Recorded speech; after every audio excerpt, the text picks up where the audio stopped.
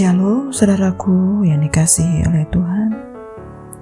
Senang sekali dapat berjumpa kembali di dalam mendengar renungan firman Tuhan pada hari ini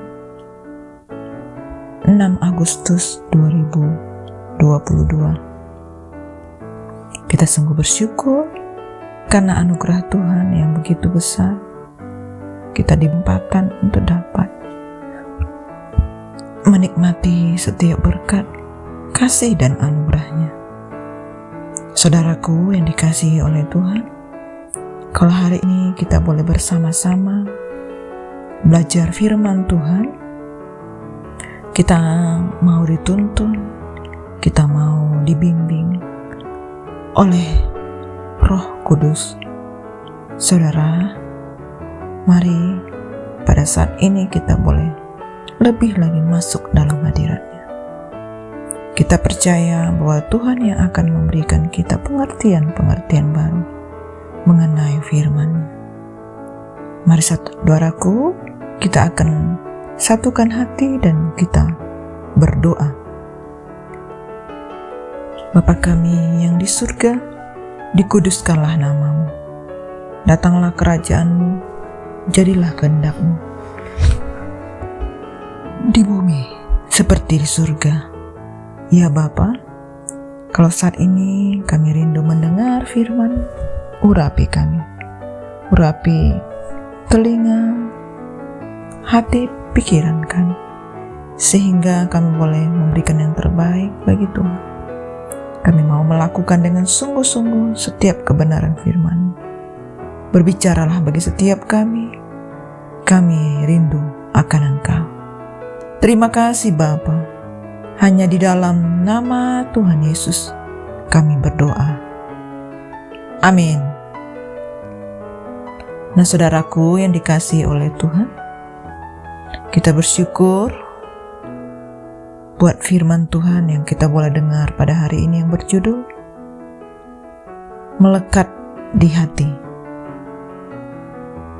Firman Tuhan ini tertulis di dalam Mazmur 104. Saya akan membacakan firman Tuhan ini buat saudara-saudaraku. Kita akan mendengar beberapa ayat dari firman Tuhan ini. Kebesaran Tuhan dalam segala ciptaannya. Pujilah Tuhan, hai jiwaku. Tuhan Allahku, Engkau sangat besar. Engkau yang berpakaian keagungan dan semarak, yang berselimutkan terang seperti kain, yang membentangkan langit seperti tenda, yang mendirikan kamar-kamar lotengmu di air, yang menjadikan awan-awan sebagai kendaraan, yang bergerak di atas sayap angin, yang membuat angin sebagai suruhan-suruhan, dan api yang menyala sebagai pelayan-pelayan, yang telah mendasarkan bumi di atas tumpuannya, sehingga takkan goyang untuk seterusnya dan selamanya. Engkau yang telah membuat bulan menjadi penentu waktu, matahari yang tahu akan saat terbenamnya. Semuanya menantikan Engkau, supaya diberikan makanan pada waktunya. Apabila Engkau memberikannya, mereka memungutnya. Apabila Engkau membuka tangan-Mu, mereka kenyang oleh kebaikan. Apabila Engkau menyembunyikan wajah-Mu, mereka terkejut. Apabila Engkau mengambil roh mereka, mereka mati binasa dan kembali menjadi debu. Apabila Engkau mengirim roh-Mu, mereka tercipta, dan Engkau membaharui muka bumi. Biarlah kemuliaan Tuhan tetap untuk selama-lamanya. Biarlah Tuhan bersukacita karena perbuatan-perbuatannya. Aku hendak menyanyi bagi Tuhan selama aku hidup. Aku hendak bermazmur bagi Allahku selagi aku ada. Biarlah renunganku manis kedengaran kepadanya, Aku hendak bersuka cita karena Tuhan. Biarlah habis orang-orang berdosa dari bumi, dan biarlah orang-orang fasik tidak ada lagi. Pujilah Tuhan, hai jiwaku. Haleluya. Amin. Saudara yang dikasihi oleh Tuhan,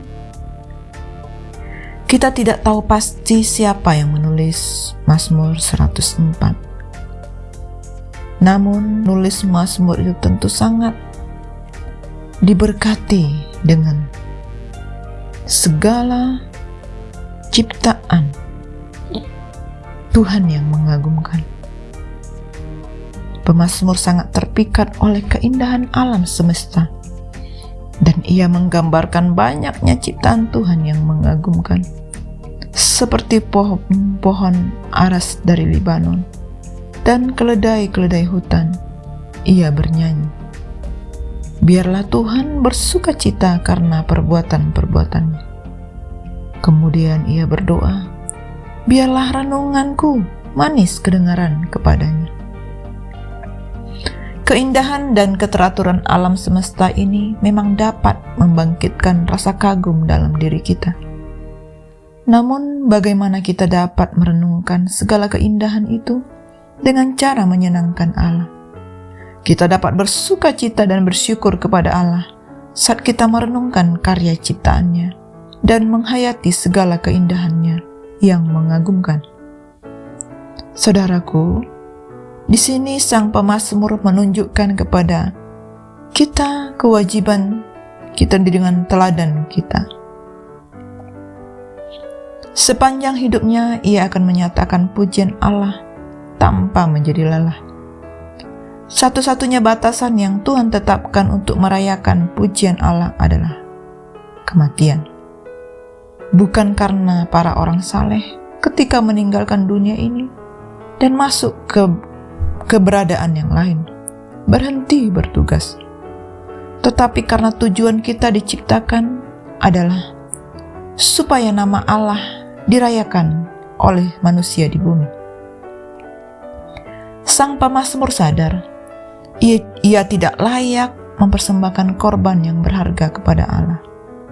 Maka dengan rendah hati ia memohon supaya puji-pujian yang ia nyanyikan bagi Allah kiranya diterimanya, meski keluar dari mulut yang tercemar. Saudaraku, benar, tidak ada hal lain yang lebih diperkenankan Allah daripada penyataan puji-pujian kepadanya. Dan tidak ada ibadah lain yang ia tuntut lebih daripada kita. Namun kekotoran kita mencemari apa yang paling suci pada hakikatnya. Maka sang nabi memberi alasan yang kuat untuk memohon kebaikan Allah. Dan atas dasar itulah ia memohon dan menerima, Allah menerima nyanyian pujian. Biarlah habis orang-orang berdosa dari bumi, dan biarlah orang-orang fasik tidak ada lagi. Biarlah kita menghormati providensia Allah dengan sepenuhnya tertuju kepada ketaatan firman-Nya, supaya dengan benar dan murni kita menggunakan berkat-berkat yang Ia kuduskan untuk kita nikmati. Saudaraku, untuk bisa melekat kepada Tuhan, kita harus tahu siapa Tuhan kita. Bukanlah sekedar feeling saja, karena feeling bisa berubah kapan saja. Penulis Mazmur jelas mengerti siapa Tuhannya, yang maha kuasa, yang maha tinggi, Almighty, El Shaddai. Saudara, semakin kita mengerti posisi kita, dan saat posisi semakin tinggi, semakin kita bisa mengontrol situasi dan lingkungan kita. Tapi Tuhan kita adalah Tuhan yang maha tinggi. Berarti Dia bisa mengontrol semuanya. Orang yang banyak masalah sering punya pandangan yang sempit dan akhirnya mudah menyerah. Karena tidak tahu apa yang akan terjadi di masa depan kita. Saudaraku, semakin kita mengenal Tuhan, semakin kita melekat kepada Tuhan. Beda dengan manusia di mana semakin mengenal manusia kadang kita semakin tahu kejelekan dan mulai tidak suka satu sama lain. Kita hanya bisa jatuh cinta kepada orang yang kita kenal. Karena itu, kalau kita tidak tahu tentang Tuhan dan tidak mengenalnya, bagaimana kita bisa melekat kepada Tuhan? Bagaimana kita bisa melekat dengan hatinya? Bagaimana kita bisa mengenal Tuhan? Saudaraku, teruslah membaca firman-Nya dan melakukan saat teduh dengan Tuhan. Orang yang dekat dengan Tuhan akan selalu melekat dengan Tuhan, bahkan di tengah situasi dan masalah apapun juga. Saudaraku, orang yang melekat kepada Tuhan pasti memprioritaskan Tuhan di dalam hidupnya. Di dalam Mazmur 91, pada saat kita berada pada situasi yang penuh dengan kesusahan dan penuh pengharapan kepada Tuhan, Tuhan yang menjadi bagian terutama dan pertama dalam hidup kita. Saat kita melekat kepada Tuhan, kita menjadikan Tuhan sebagai pusat di kehidupan kita. Posisi, uang, teman, pasangan hidup, semuanya itu adalah alat yang diberikan Tuhan kepada kita. Tetapi tetap Tuhanlah yang menjadi terutama, bukan berkat-berkat itu, dan bukan juga setiap manusia yang terdekat dengan kita. Tuhan pernah berkata bahwa orang yang datang kepadanya harus membenci orang tuanya, saudaranya, dan memikul salib. Yesus mau memberitahu bahwa mengikut Tuhan harus ada harga yang kita bayar. Mengikut Tuhan tetapi tidak punya kehidupan rohani yang berkualitas, ada hal yang percuma, saudaraku. Apa yang terjadi di masa lampau, baik itu kesuksesan, penyertaan dan pemeliharaan Tuhan, tidak bisa menjamin kita supaya bisa bertahan untuk melekat kepada Tuhan. Kita sering terbawa pada hal-hal yang membuat kita semakin jauh dengan Tuhan. Bisa dari pasangan hidup kita, materi, berkat-berkat, bahkan pekerjaan jabatan kita. Mudah sekali buat kita untuk tergoda di dalam dunia ini. Saudaraku, seberapa jauh gairah kita untuk terus melekat kepada Tuhan? Bagaimana dengan saat teduh kita kepada Tuhan? Adakah waktu yang kita berikan untuk mengenal Tuhan? Untuk datang kepada Tuhan? Untuk melekat kepadanya? Apakah kita jauh daripada Tuhan pada saat ini? Saudara, marilah, ambillah waktu, kembalilah kepada Tuhan. Kejarlah Dia. Seperti orang yang sedang jatuh cinta dan terus mencari Dia sepanjang hari. Demikianlah renungan kita pada hari ini, saudaraku. Kita semakin lebih dalam lagi untuk merenungkan firman Tuhan. Setiap perkataannya menjadi rema di dalam hidup kita, kekuatan dalam hati kita. Kita bersyukur buat firman Tuhan yang sudah kita dengar. Firman Tuhan bertumbuh, berakar, dan berbuah dalam hidup kita. Mari saudaraku, kita satukan hati dan kita tutup di dalam doa. Bapa kami yang sungguh baik, kami bersyukur buat firman-Mu. Sungguh mengagumi kedahsyatan ciptaan-Mu yang sungguh dahsyat. Terima kasih Bapa, kami bangga punya Allah seperti Engkau. Engkau sungguh tidak ada duanya di dalam hidup kami.